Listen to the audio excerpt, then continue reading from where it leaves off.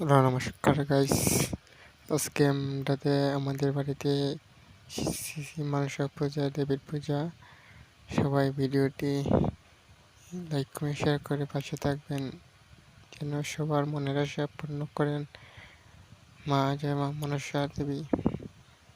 এবং মায়ের পূজাটা সম্পন্ন করা হলো মায়ের আশীর্বাদে। আমার ঘরে মাকে করেছি, পূজা সাব্যস্ত করেছি।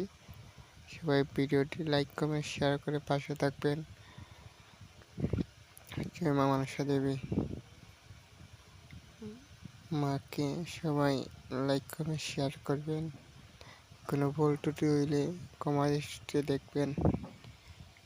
জয় মা মনসা দেবী।